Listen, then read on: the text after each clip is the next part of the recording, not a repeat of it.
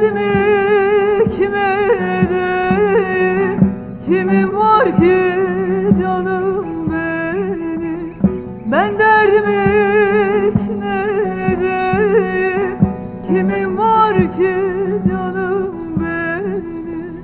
Hangi birini söyleyeyim?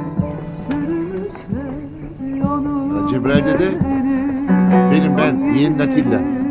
Nasıl, iyi misin? İyiyim oğlum. Töre nasıl? Töre de iyi. Senin sesini duyarsa daha da iyi olacak. Haklısın. Alo baba, ben Töre. İyi misin? İyiyim kızım. Sağ ol. Sesini duymak ne güzel baba. Senin de. Baba ben yanına gelmek istiyorum. Gerek yok kızım. Ben geleceğim. Bana doğruyu söylemiyorlar baba. Sen de söylemiyorsun. Ben geleceğim. Kızım işte duyuyorsun ki iyiyim. Hem ben seni yanımda görmek istemez miyim? Beni üzme. Tamam baba. Günaydın. Azat oğlum da gelmiş. Evet baba. Hem beraber geldik. O da burada. O nasıl? Kendini biraz toparlamış mı?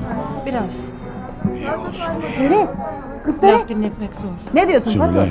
Beni arasın Tamam değil mi? işte. Azat burada. Söylerim. Hadi kız, ne azatı? Suyu başka Kız yere gözüm akıt. önüme aksın ki. Aşık da onu gördüm. İyiyim dedim ya kızım. Hele bana ver telefonu. Alo, iyi misin Cebrail? İyiyim sağ ol. Sen nasılsın? Sağ ol, iyi.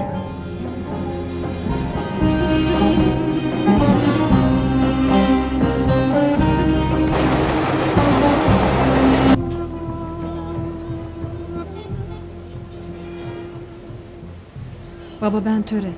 Nasılsın baba? İyiyim kızım. Tahlillerin hepsi olumlu. Belki ameliyatta olmadan iyileşip geleceğim. Beni merak etmeyin. Baba ne olur. Atilla amcamı sen ikna et. Yanına gelmek istiyorum. Hep gece rüyalarımdasın. Sensiz uyuyamıyorum.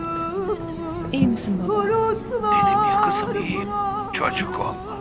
Benim iyileşmemi istiyorsan beni üzme. Bir an evvel iyileşip geleceğim. Tamam baba, seni üzmeyeceğim. Azat nerede?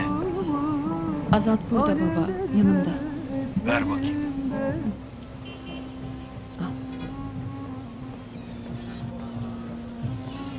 Alo, baba nasılsın? İyiyim sağ ol. Eğer istersen Töre gelsin. Azat oğlum. Ne Töre'ye ne bizimkilere söyleyebildim. İyiyim dediğime bakma sen. Durumum hiç iç açıcı değil. Tamam baba. Sakın Töre'ye belli etme. Kızım sana emanet. Hoş tut onu. Gezsin, eğlensin. Babasının hasta olduğunu unutsun. Hadi oğlum, Tamam. sana güveniyorum. Peki baba. Allah'a emanet olun oğlum.